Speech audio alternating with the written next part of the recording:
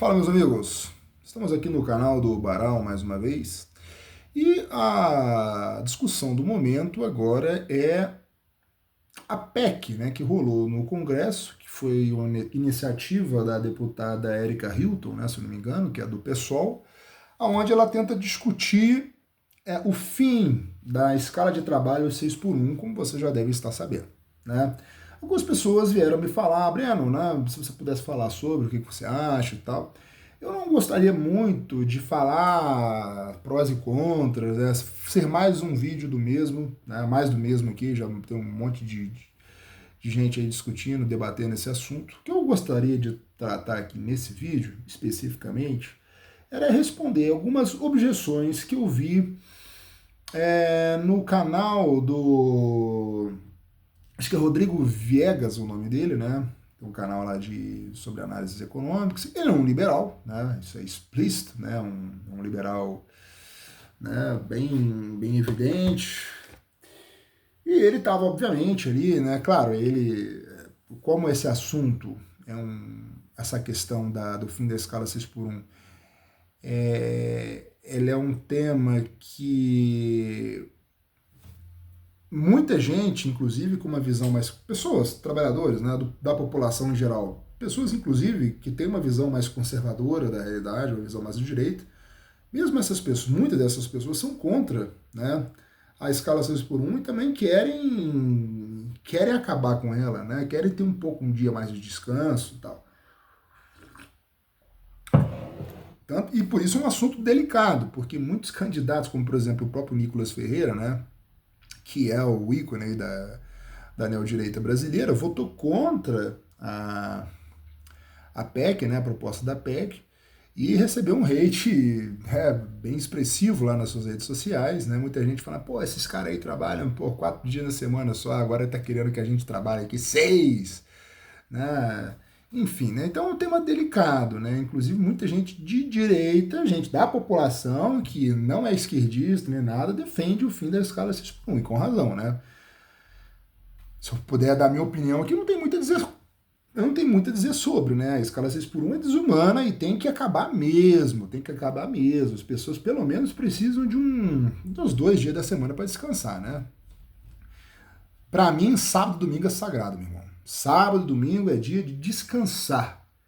Eu já dei aulas no sábado, né? Se eu quisesse, eu poderia dar aulas no sábado também para ganhar uma grana a mais, mas não. Sábado é meu dia sagrado para eu poder me dedicar às coisas que eu gosto. E domingo também. Domingo é um dia sagrado, santo, né? Então, claro que tem que ter um dia de descanso. É claro que, né, existem certas atividades aí no comércio, pessoas que trabalham em restaurantes, shopping centers, né, cujo movimento é, em maior parte, no final de semana mesmo, né, mas tem como você remediar a situação, né, o sujeito trabalha sábado e domingo, né, que é uma merda, mas enfim, né, e descansa uns 2 dias da semana, descansa segunda, terça, enfim, dá para remediar essas situações aí, né. Mas eu, particularmente, eu não tenho muito o que falar sobre, eu sou contra e acho que isso aí tem que acabar mesmo, essa escala desumana tem que acabar mesmo. Agora, respondendo algumas objeções contrárias, né, até porque é bom lembrar aqui, a proposta da PEC foi apenas para trazer essa discussão ao debate, né, desse tema para a discussão. Então, muitas pessoas que votaram contra, como por exemplo o Nicolas Ferreira, votou contra se discutir o assunto. Ou seja, para eles não tem discussão, não tem negociação, o cara tem que trabalhar 6 mesmo e se reclamar é esquerdista. Na visão desse pessoal é isso, né? Se você está reclamando aí, tá sendo favorável ao fim da escala 6 por 1, você é esquerdista, fim de papo. Quer dizer, o pessoal não quer debate, né? Por isso que o Nicolas Ferreira recebeu o hate lá na internet. Então a proposta foi, é claro que até a deputada, o que ela estava querendo propor na PEC era que se reduzisse também a jornada de trabalho semanal, né? Que a pessoa trabalhasse só 4 e descansasse 3, assim como são os deputados, né? Mas, enfim, né, a questão é que, né, aí já é uma discussão que tem que chamar a sociedade civil para discutir esse assunto, os trabalhadores, inclusive os próprios empregadores também, o pessoal do pequeno, médio comércio, a pequena burguesia chamada, né? Todo mundo tem que ser chamado à discussão para encontrar um denominador comum, né? Então é claro que a proposta da deputada lá era reduzir mais ainda, né? Mas né, isso aí é para discutir o assunto, né? Se o pessoal futuramente conseguir ter pelo menos o sábado e domingo para descansar, já vai estar ótimo. Eu acho que isso aí tem que discutir mesmo. Mas o que eu queria responder nesse vídeo aqui eram as objeções que o Rodrigo Viegas falou no vídeo dele. Então eu recomendo que vocês para vocês assistirem esse vídeo aqui, vocês vão lá, né? Olha, eu recomendando o canal de um liberal aqui, né?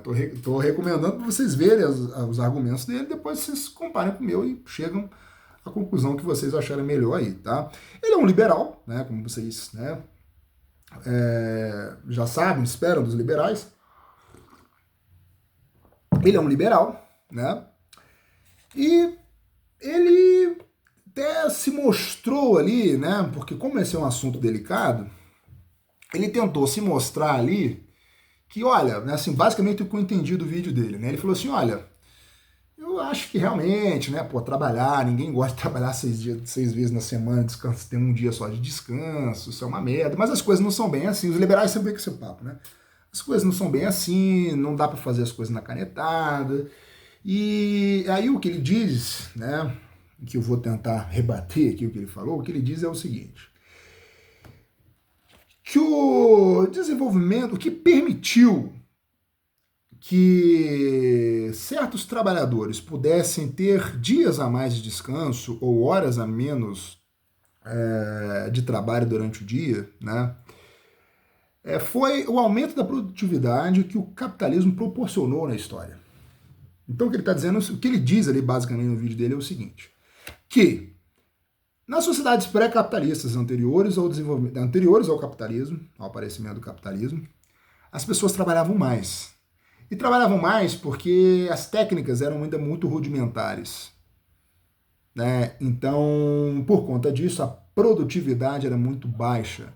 A produtividade é aquela que fosse atender às necessidades vitais do ser humano, né? Então, as pessoas tinham que trabalhar mais, a família inteira tinha que trabalhar, e de certa forma ele está certo, porque nas sociedades pré-capitalistas a família inteira trabalhava, sim, todo mundo trabalhava, criança, a esposa, né? Não tinha esse negócio de um provedor, como o pessoal tenta dizer, né? Que antigamente era assim, não. Todo mundo trabalhava na família, né? E porque senão não tinha o que comer, né? Isso aí é uma meia-verdade, como a gente já vai ver aqui. Mas o que ele está dizendo é isso, que antigamente o pessoal trabalhava mais, todo mundo, a família tinha que trabalhar para que todo mundo pudesse se alimentar, senão se as pessoas trabalhassem só, sei lá, algumas horas do dia, alguns dias na semana, ia faltar alimento para pôr na mesa e atender as necessidades vitais de todo mundo ali. Mas que com o surgimento do capitalismo, né, com as inovações tecnológicas que o capitalismo proporcionou, tudo isso fez com que aumentasse a produtividade, se gerasse bens em abundância, um excedente que pudesse proporcionar muitas pessoas agora poderem descansar, porque tinha bens em excesso produzido. Então agora eles tinham mais tempo livre por conta de terem produzido mais, né? Até aquela história da fábula, acho que é da fábula de Esopo, né? Da formiga e a cigarra, que a cigarra só que a formiga só trabalhava e a cigarra só cantava. Aí chegou o inverno, a cigarra não tinha o que comer, né? Porque não trabalhou, só ficou cantando, e a formiga trabalhou lá o verão inteiro, agora podia no inverno descansar. Porque trabalhou, produziu, agora te podia dar o tempo de descansar. Então a alegoria que ele usa é mais ou menos essa, né? De que o capitalismo, por conta da sua alta produtividade, proporcionou, ou criou as condições que tornou objetiva, tornou possível que as pessoas agora trabalhassem menos, pudessem se dar o luxo de trabalhar menos. Mas será que isso é verdade? Será que o que ele falou é totalmente verdade? Algumas coisas que ele falou, né, eu não discordo, é verdade, mas tem uma parte ali que eu vou discordar, porque isso revela um desconhecimento histórico muito grande da parte dele. Muito grande. Que é um mito você achar, né, que as pessoas nas sociedades pré-capitalistas trabalhavam mais. Na verdade, é justamente o contrário. As pessoas trabalham mais no capitalismo. Nas sociedades pré-capitalistas, as pessoas trabalhavam menos, muito menos.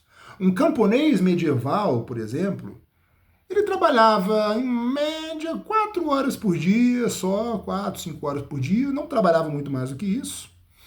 Geralmente na parte da manhã, depois ia ao meio-dia na missa, depois Descansava depois do almoço, depois de tarde podia, né, se dedicar aos amigos ali, conversar na taverna e tudo mais.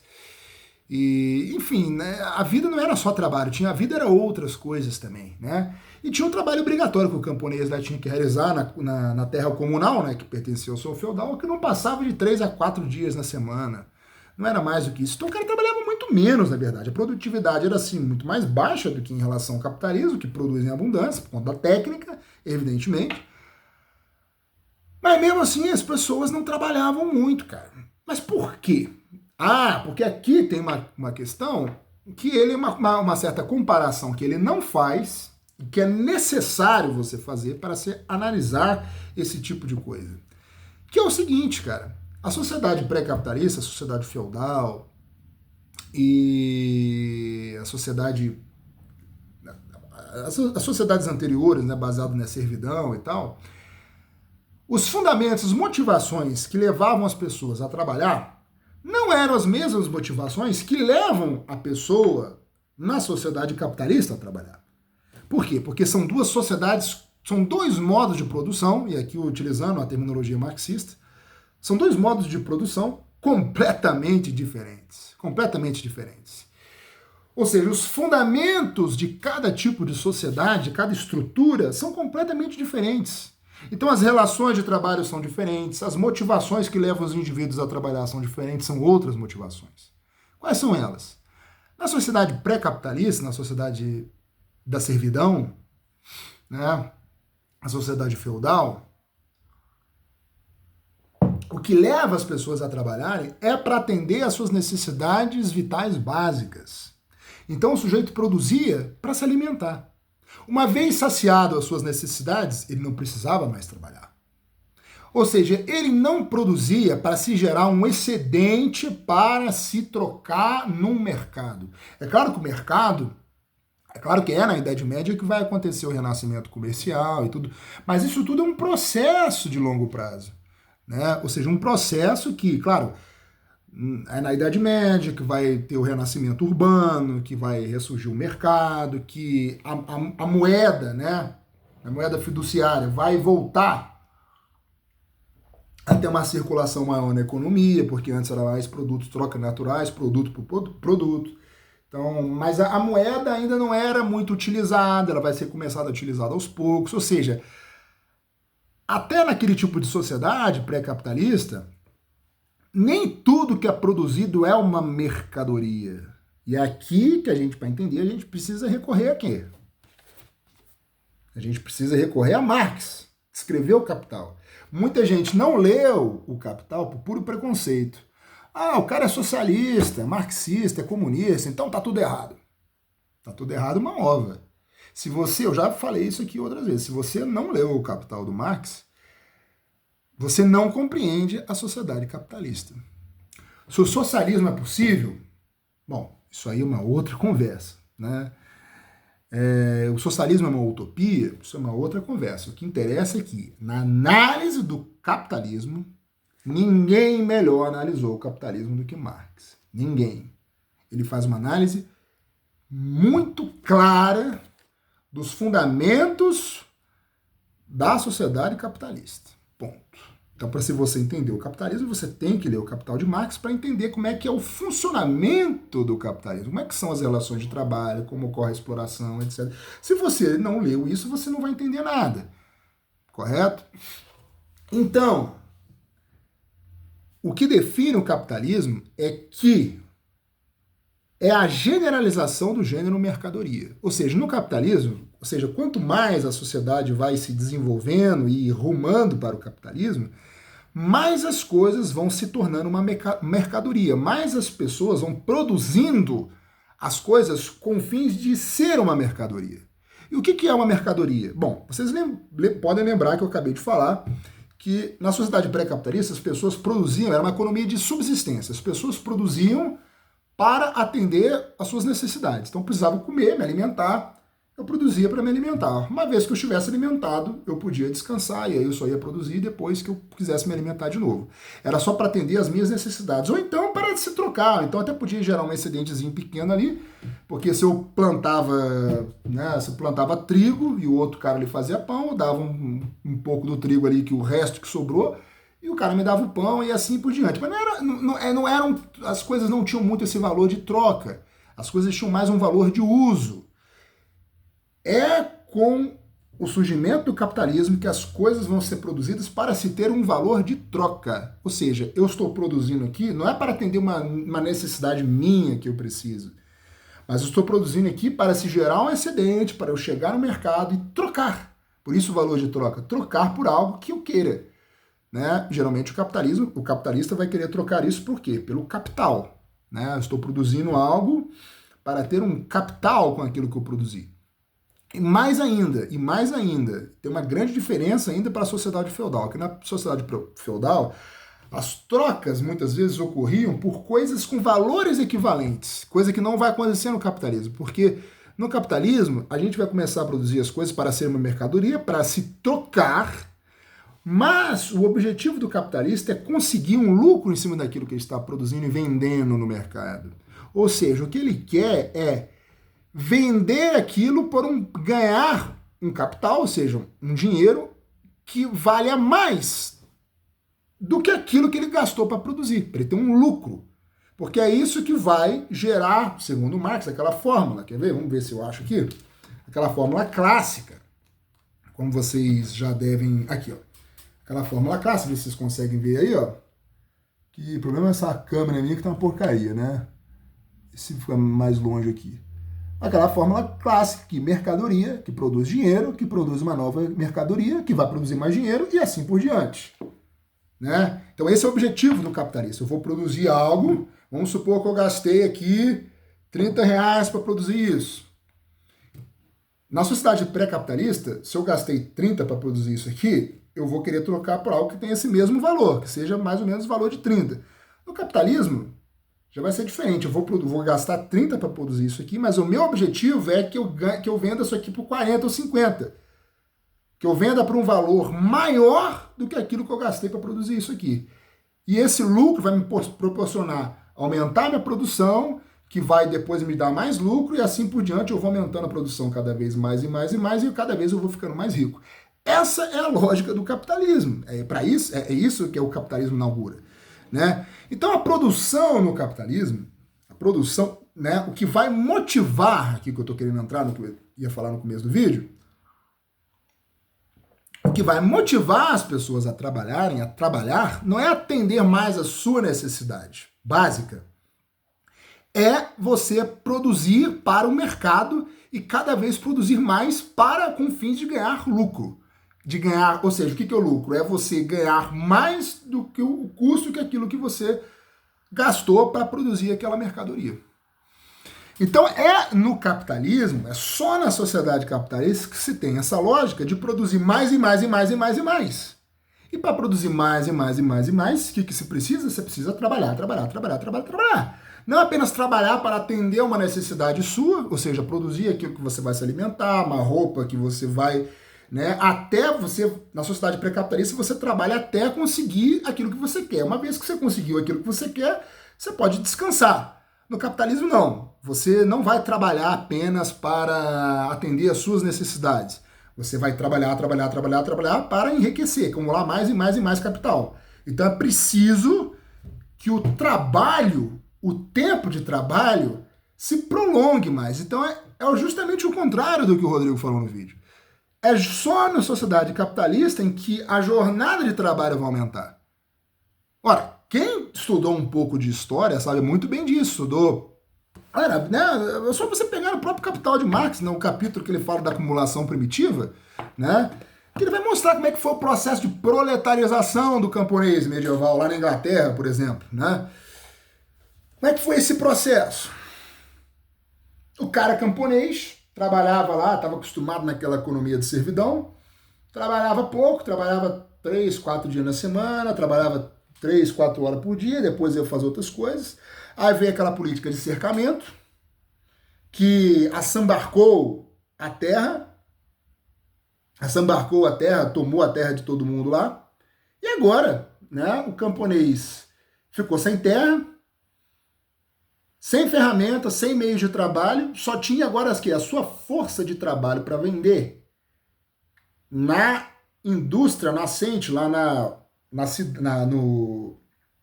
na indústria que estava nascendo lá nas cidades, né, no meio urbano. E agora, diferentemente de que ele passava 3, 4 horas trabalhando por dia, agora ele vai ter que trabalhar 14, 16 horas por dia. Talvez até trabalhar todo dia, porque a gente sabe que no começo do capitalismo a coisa, na época que não tinha esses sindicatos e tudo mais, né, a exploração era desenfreada. Né? E ele está dizendo que é justamente o contrário do que ele disse. Ele falou que foi o aumento da produtividade que o capitalismo trouxe que proporcionou as pessoas trabalharem menos. Não, é o contrário. Justamente pela lógica da maior produtividade que o capitalismo inaugurou, fez com que as pessoas trabalhassem mais. E então, na verdade, isso é história, o dado objetivo. A história mostra justamente o contrário do que o Rodrigo estava falando no vídeo. Justamente o contrário. Né? E assim, né? Então ele vai dizer que a jornada de trabalho reduzida, né? Foi o que ele falou uma parte no vídeo. Ele falou assim: olha, se as pessoas hoje podem trabalhar 8 horas por dia, né? Não trabalhar mais de 14, 16 horas por dia, ou trabalhar, sei lá, 5 dias na semana, se isso se tornou possível, foi porque o capitalismo aumentou a produtividade. Nunca foi porque o Estado determinou com a canetada através de uma lei trabalhista lá. O que ele está querendo dizer é o seguinte: se o Estado tivesse criado essa lei na base da canetada, mas não tivesse toda a estrutura do capitalismo para tornar isso possível, ele fala que seria impossível, né?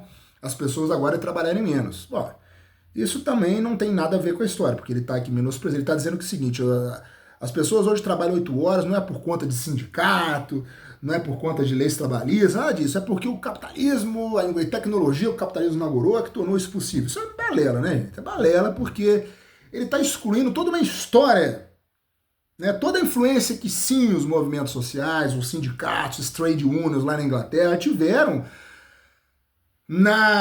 e não só dos sindicatos seculares, mas inclusive o papel da Igreja Católica, Carrero Novaro, Leão XIII, a influência que se teve da Igreja Católica na criação da ideia do trabalhismo, né, que falou que, olha, o capitalismo, né, tem que frear um pouco a sua ganância para que as pessoas tenham uma qualidade de vida um pouco melhor e tudo mais. Então teve em cima toda uma influência da Igreja Católica, dos sindicatos, dos movimentos sociais, né? Muito mais até do que os partidos comunistas daquela época, e nessa época não queriam saber muito de legislação trabalhista, não, porque isso aí para eles era a colaboração de classes.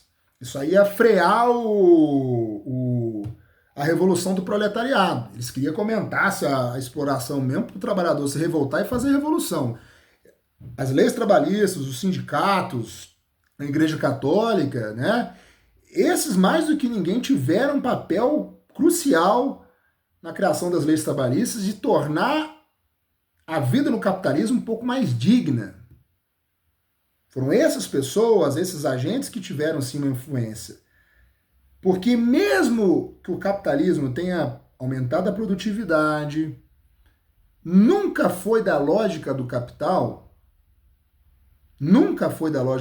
que é o que eu vou falar agora em seguida, nunca foi da lógica dele diminuir a jornada de trabalho, diminuir a exploração. Nunca foi. E por quê? Bom, aí as pessoas precisam entender, porque como eu falei, muita gente não leu Marx por puro preconceito, porque ele é comunista, que não sei o que lá, e não quiseram nem se dar o trabalho de ler. Mas essa questão do que ele está falando ali, né, de que é possível, se o capitalismo aumentar a sua produtividade, que as pessoas trabalhem menos, bom, a história também não mostra isso. Porque sim, a jornada de trabalho nos países aí que conquistaram os direitos trabalhistas, tudo diminuiu a jornada de trabalho por conta de ação dos partidos, sim, dos partidos, dos movimentos dos trabalhadores que tentaram ali negociar e conseguir tiveram essas conquistas históricas. Se não tivesse essas pessoas, esses grupos, essas conquistas jamais teriam sido alcançadas. Então foi por conta deles, sim. Por conta dos sindicatos e tudo mais. Né? Mas nunca foi da lógica do capitalista, nunca foi da própria lógica, né? Do próprio... E aqui, gente, eu não estou fazendo uma análise moral de que o capitalista quer que o trabalhador trabalhe pra caramba. Isso não é uma análise moral, gente. É uma análise de como funciona o capitalismo. Se eu, né, que sou um cara que tem todas essas ideias aqui, se eu quiser abrir um negócio dentro do capitalismo, eu vou ter que abrir ele dentro das regras do funcionamento. Né? Eu não posso ser como aqueles socialistas utópicos, que acho que era Richard Owen, né? Que vou tentar aqui fazer um socialismo aqui dentro de uma sociedade capitalista. Eu vou falir, pô. Se eu quero ser um empresário, eu vou ter que respeitar as regras do capitalismo. Então não tem essa de querer por puro altruísmo, eu vou querer diminuir. Não faz parte da lógica do funcionamento do sistema capitalista. Mesmo aumentando a produtividade, que eu vá melhorar o salário dos trabalhadores, diminuir a carga horária de trabalho deles. Não é assim que funciona. E vocês querem ver o exemplo? Bom, para a gente entender como é que é essa questão da jornada de trabalho, né, a gente tem que entender o conceito da teoria da mais-valia do Marx, que muita gente vai se dizer contra. Né? E como é que funciona essa questão da mais-valia? Bom, para a gente entender a mais-valia, a gente tem que primeiro entender a teoria do valor. Né? Ou seja, o preço das mercadorias, né? Como é que é no marxismo? O preço das mercadorias é determinado pelo tempo de trabalho que cada mercadoria tem. E aqui tem um parênteses, né? Muita gente de direita, liberal, não compreende absolutamente nada disso. Porque eles vão dizer que não, essa teoria do Marx e do valor aí está completamente errado, porque o Baumeister lá da escola austríaca já refutou isso aí, o valor é subjetivo. Esse negócio de valor-trabalho é um conceito errado que o Marx herdou de Davi Ricardo, né, que era um capitalista, que era um liberal, inclusive, né? Eles vão dizer, não, isso aí é balela, né? Então tá errado. Tá errado nada, porque muitas pessoas não compreenderam a questão da teoria do valor-trabalho. Não compreenderam nada. E quer ver um exemplo disso? Eu assisti um vídeo uma vez, daquele Brasil Paralelo lá, vocês conhecem, né? Que eu falo até o Brasil Paralerdos, né? Brasil Paralelo, aquele pessoal lá nossa senhora, é muito imbecil, né? O cara provou, ele estava dando uma aula sobre Marx, né? E mostrou que nunca leu uma vírgula do Marx. O cara nunca leu nenhum resumo lá do Carlo Cafiero, por exemplo, para poder falar de mais-valia. E o cara tá querendo dar uma aula, né? Uma aula magra. E todo mundo lá no comentário, o pessoalzinho da direita lá. Nossa, que brilhante, que análise brilhante. O cara não entendia nada. Ele, não é uma questão de interpretação, ou de você concorda. Não, o cara mostrou, ele provou, o cara lá que estava dando uma aula de marxismo no Brasil Paralelo, ele provou que não leu. Ele provou, pelo que ele falou, ele provou que nunca leu. Deve ter lido coisa de segunda mão, que já tem conceitos completamente equivocados e errôneos. E provou que nunca leu uma vírgula de Marx. Para falar a besteira que ele falou. Que ele falou basicamente o seguinte, olha, segundo o marxismo, ele estava assim, né? Segundo o marxismo,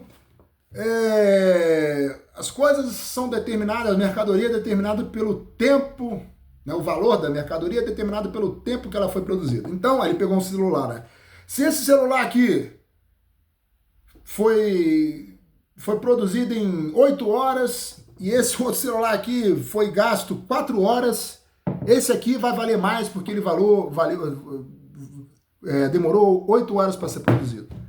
Meu Deus do céu, o cara mostrou que não sabe nada, ele não está nem mostrando que não entendeu o Marx, ele está mostrando que não leu o Marx, ele está querendo dar uma aula de marxismo.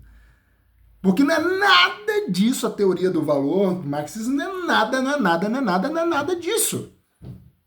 O que Marx fala é sobre o tempo de trabalho socialmente necessário, que é completamente diferente disso do que ele falou. O que Marx fala, eu não vou adentrar muito isso aqui para não fugir do escopo do assunto, mas o que basicamente fala, resumindo, o que Marx fala é que o valor da mercadoria vale mais ou menos o tempo de trabalho, mais ou menos, é um tempo estipulado, é um tempo de trabalho abstrato, não é um trabalho concreto, tá? Ou seja, não foi o tempo exato de quanto tempo se gastou para se produzir aquela mercadoria concreta ali. Não. É um conceito abstrato. Quanto tempo, mais ou menos, demora-se para se produzir alguma coisa dentro de certas condições?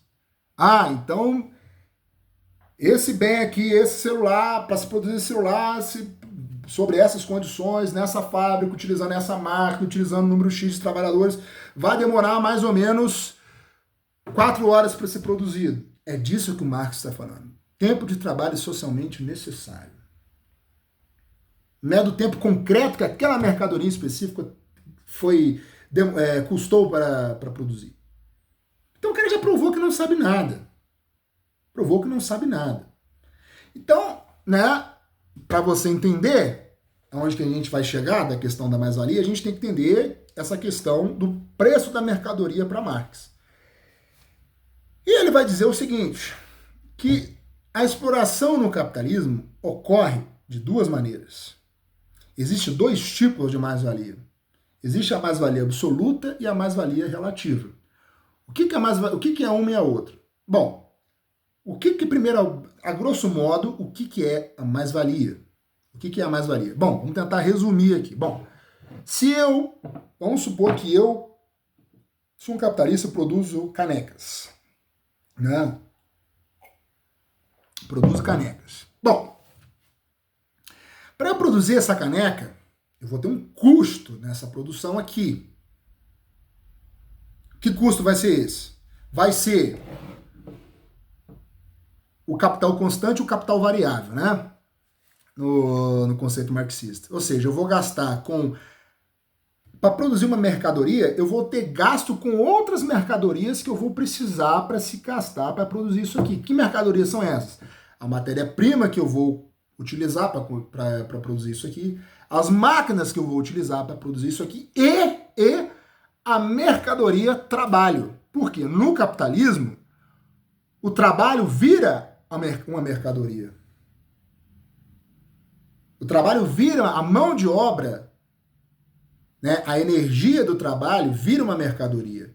Então aquilo que o trabalhador está recebendo, na análise do Marx, aquele salário que ele está recebendo não tem nada a ver com o valor de tudo aquilo que ele produziu.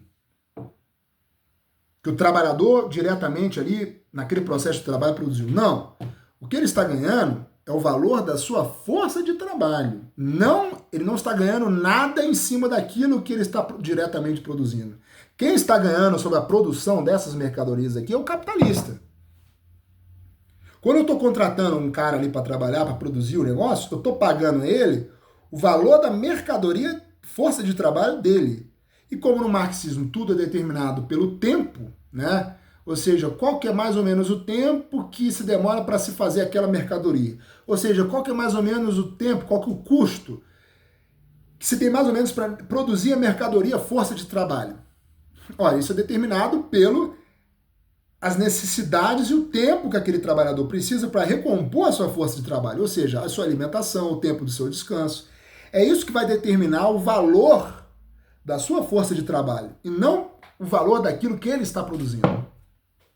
Então vamos supor que o trabalhador precisa de 100 reais ou seja, né, que ele precisa de 100 reais para se recompor, para se alimentar, para comer, para, né, 100 reais ali por dia, mais ou menos, vamos botar aqui, né, 100 reais por dia para ele conseguir comer, né, comer, tempo para ele descansar, ele precisa mais ou menos ali, para ter essas condições, ele precisa mais ou menos de 100 reais por dia.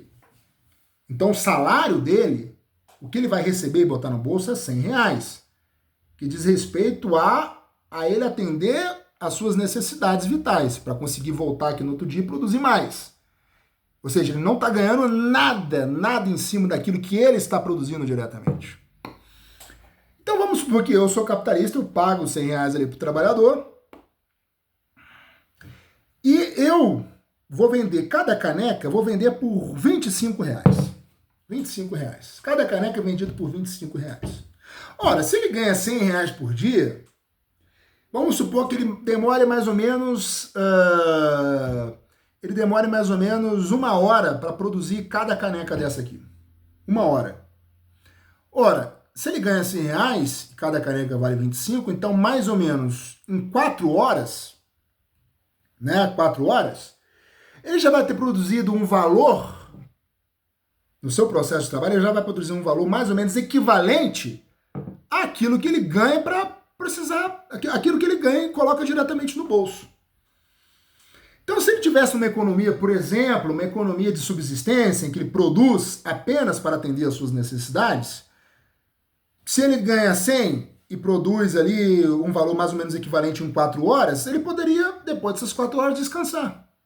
Mas no capitalismo, ele tem que continuar produzindo até o final do dia. É esse tempo que ele trabalha a mais, em cima daquilo que ele de fato ganha, que é chamado de mais-valia. Ou seja, onde ocorre a exploração capitalista. Porque é o seguinte, lembrando o seguinte, gente, esses R$ 100 que ele está ganhando não é essas 4 canecas aqui que ele ganhou, que ele produziu, não. Não. O que ele está ganhando é o valor da força de trabalho dele. Quem está ganhando com a caneca sou eu, que sou o capitalista. Correto? O que eu estou querendo dizer é o seguinte, que ele, em 4 horas, ele produziu um valor equivalente àquilo que ele ganha de salário. Então, se eu sou capitalista, essas 4 horas que ele passou trabalhando para mim, eu não vou estar ganhando em cima disso porque eu vou ter que pagar R$ 100 para ele no final do dia. Então, eu que sou capitalista, não vou estar ganhando ainda até se ele passar 4 horas trabalhando, eu não vou estar ganhando ainda, porque eu vou ter que pagar o salário para ele. Eu vou ganhar onde? Eu que sou capitalista, eu vou ganhar esse tempo de trabalho que ele continua aqui produzindo para mim. Que agora sim ele não vai ganhar nada, né? Ele não vai ganhar nada. Então, o que o a gente entendeu aqui que a lógica do capitalismo é ampliar mais e mais e mais o capital, né? Aumentar o capital. Então, para aumentar o capital, para eu conseguir mais lucro, vai ser do meu interesse que esse trabalhador trabalhe mais e mais e mais. E é isso que Marx vai chamar de mais-valia absoluta. Ou seja, eu que sou capitalista, eu vou querer estender ao máximo a jornada de trabalho para que esse cara produza mais e mais e mais para mim e eu vou lucrar. Quanto mais ele produzir, mais eu vou lucrar. Quem está lucrando é o capitalista, não o trabalhador. O trabalhador vai ganhar apenas aquilo que ele precisa para atender às suas necessidades. Só que tem um outro detalhe. Que a gente sabe que é impossível, por uma questão, uma limitação existencial falando, é impossível estender a jornada de trabalho ad eterno, porque o dia tem 24 horas e o cara também tem que descansar um pouco, né? Ele tem que descansar um pouco, pelo menos, senão ele não tem força para voltar no outro dia. Então não dá para eu estender essa jornada para mais de 16, 18 horas por dia, não tem como. O cara precisa descansar um pouco, o dia também tem 24 horas só, não dá para ficar estendendo ad eterno a jornada de trabalho. Então, Marx vai perceber que os capitalistas vão arrumar um outro mecanismo de aumentar a exploração, aumentar a mais-valia que eles vão ganhar em cima do trabalhador, que agora é o que ele vai chamar de mais-valia relativa, que é o seguinte, é no aumento da produtividade que o capitalista vai conseguir ampliar a sua mais-valia. Agora ele não pode mais ampliar o tempo, a jornada de trabalho. Então, o que ele vai fazer?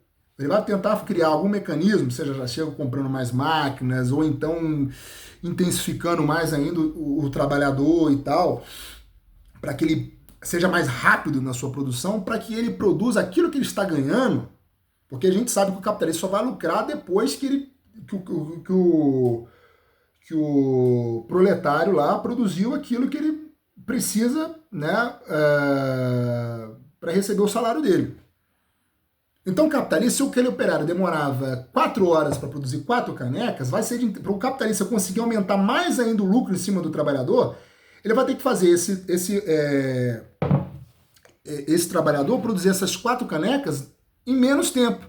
Então, se ele produzia em 4 horas, agora ele vai ter que produzir essas 4 canecas em 2 horas ou em 1 hora. É aumentar a produtividade. Ora, aumentar a produtividade significa aumento de salário para o trabalhador? Não, porque senão o capitalista não lucra. Ele, para aumentar o lucro dele, ele precisa que o trabalhador seja mais produtivo sem que o salário dele seja aumentado. O salário dele vai continuar recebendo um 100 dele do mesmo jeito. Mas ele agora, se ele produzia, gastava 4 horas para produzir esses R$ 100, agora vai demorar 2 ou 1 hora. E todo esse resto de tempo vai ser o tempo que o capitalista vai lucrar em cima dele. Então, gente, o que eu estou querendo dizer com isso? Aonde que eu estou querendo chegar? É que esse argumento, como o Rodrigo falou ali, né, de que, porque, porra, são os avanços do capitalismo, o avanço da produtividade que vai fazer com que o trabalhador agora possa descansar mais. Não, não é assim. No capitalismo não funciona assim. É de interesse do capitalista, sim, que o cara trabalhe, trabalhe, trabalhe mais e mais, porque isso vai gerar mais lucro. Esse é o fundamento do capitalismo. Esse é o fundamento do capitalismo, que ele produza mais e seja mais produtivo. Mas quem ganha com a produtividade é o capitalista, não é o trabalhador. Nunca é o trabalhador.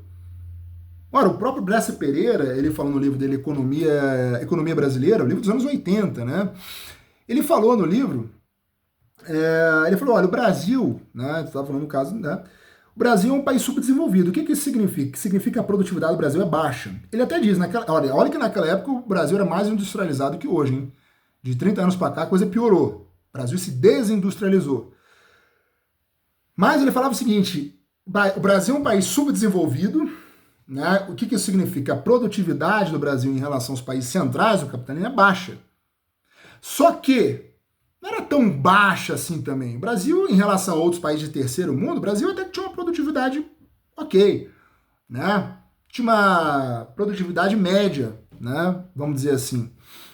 Só que esse aumento da produtividade não significava um aumento das melhorias das condições de trabalho, de salário para a população. Ou seja, uma distribuição de renda per capita.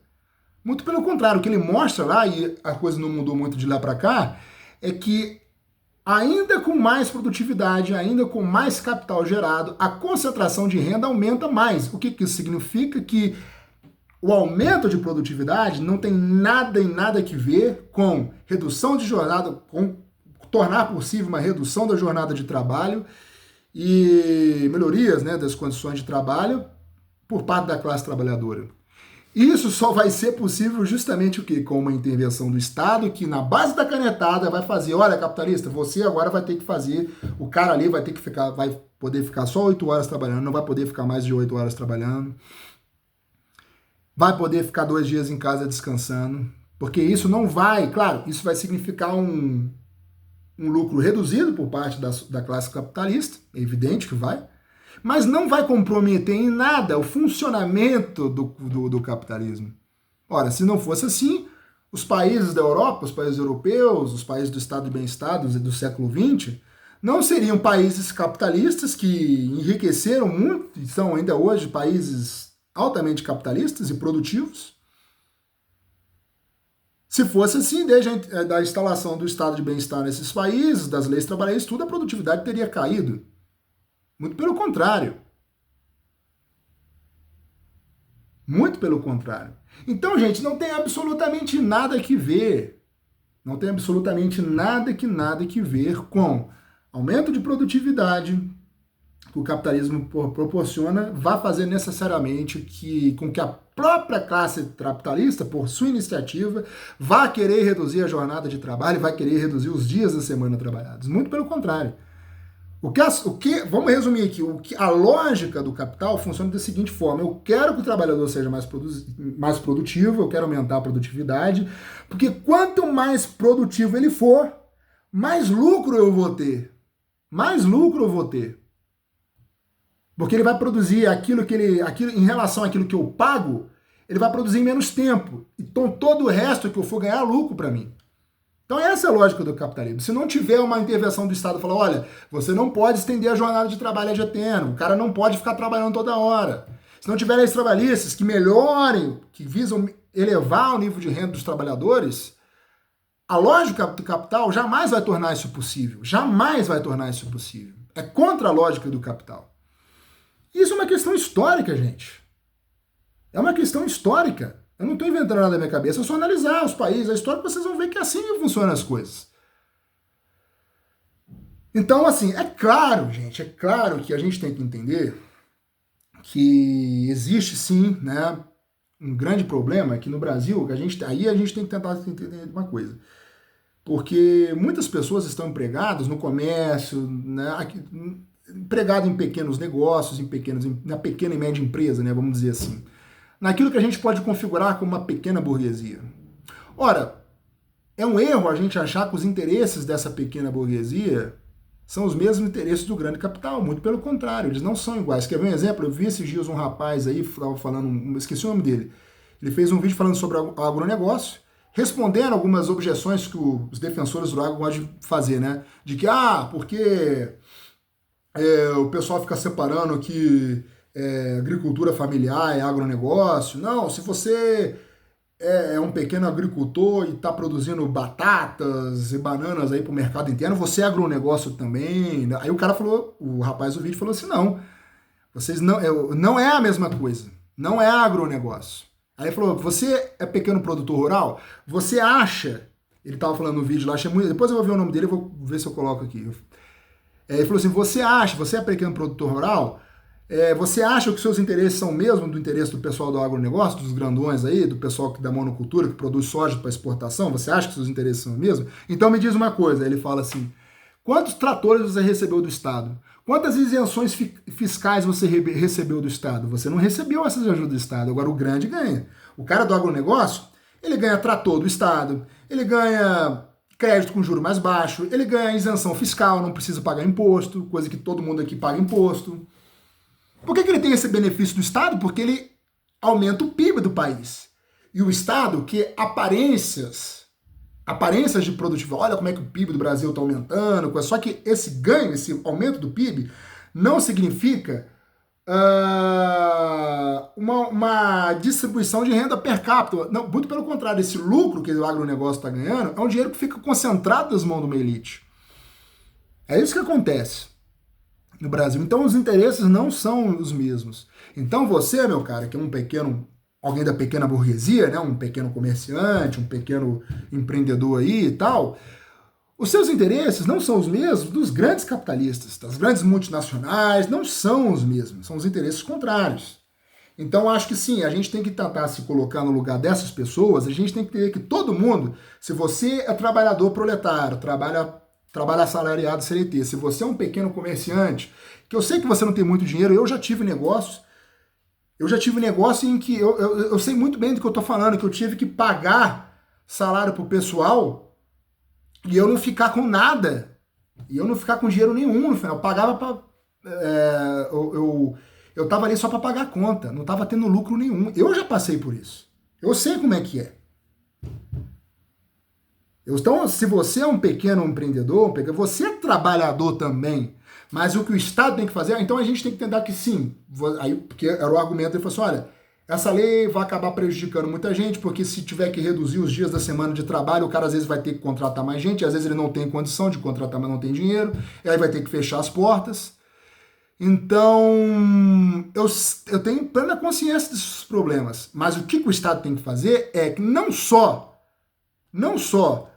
melhorar as condições da classe trabalhadora, dos trabalhadores assalariados, mas também proporcionar isso que ele proporciona para os grandões aí, do agronegócio, do grande capital, ajudar esses pequenos empreendedores, fornecendo créditos a juros baixos para eles, dando isenções fiscais para eles.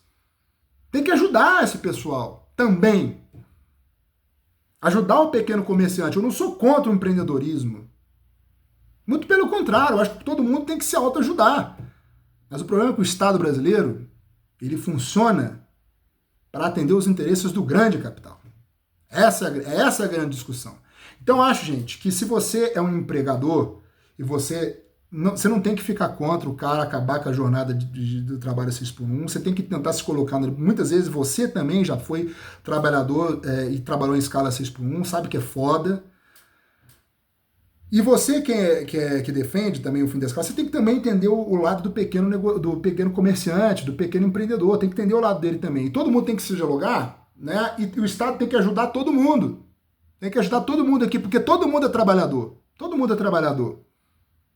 Mas essa lei vai contra os interesses do grande capital. Eles são o verdadeiro inimigo.